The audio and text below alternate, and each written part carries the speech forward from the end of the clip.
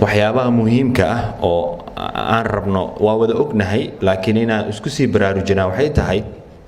horta dhaqankan wuxuu soo socday kumanaan sano wax maanta ishalay soo bilowday ma ahan burburintiisana waxay u baahan tahay kumanaan sano kale marka taariikhda iyo quraanka kariimka dib u fiirino meesha uu ka soo bilowday gudniinka fircooniga waxa soo xasuusanaynaa markii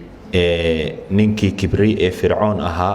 uu ogaaday inuu soo bixi doono wiil asaga xukunka ka qaadi doono wuxuu fikiray in wixii wiiloo la dhalana la dilo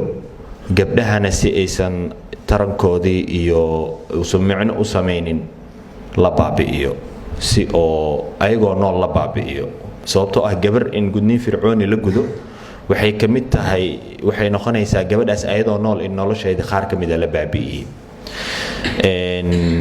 adduunkan xilligii hore wuxuu ahaa awoodo waxaa jireen oo aad u waaweyn oo sida hadda caalamku u dhisan yahayna uma dhisnayn markii awoodaha la fiiriyo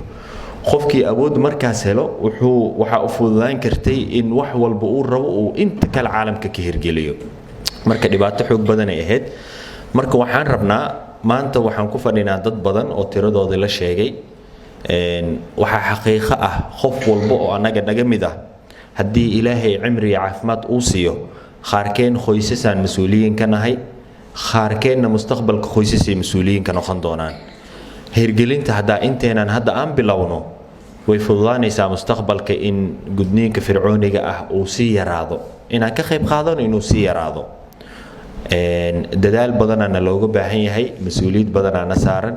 aan ku bilowno guryaheena aan ku bilowno dadka deriskeena aan ku bilowno dadka ehelkeena inaan ka wacyigelino joojinta gudniinka fircooniga ah annagana aan hirgelino Soomaalida waa sida la sheegay waa dad oo oral society ah afkaas ay ka hadlaan waxbay afka isku gaarsiiyaan sida ugu fudud oo Soomaalida ay wax isku gaarsiiyaan afka waa marka ani maanta gurigeyga wixii ka dhaco familkeygu wuxuu ugu sheekeynaa famil kale familkaas kale waxa laga yaabaa waxay ku qancaan haday noqdaan inay qaataan marka sifada aan isku gaarsiin karno gaar ahaan dadka bulshada ku dhex jiro waa in wacyigelinta la badiyo dhibaatadiisa bar walba laga sheekeeyo haddii gabadha gudniinka fircooniga laga joojiyana nolosheeda inay wanaagsanaanaysina annaga ka sheekeynana loogu baahan yahay marka run ahaantii intaasaa kusoo koobayaa kelmadeeda aad iyo aadaan u mahadsantihiin asalaamu calaykum waraxmatullaahi wabarakaatu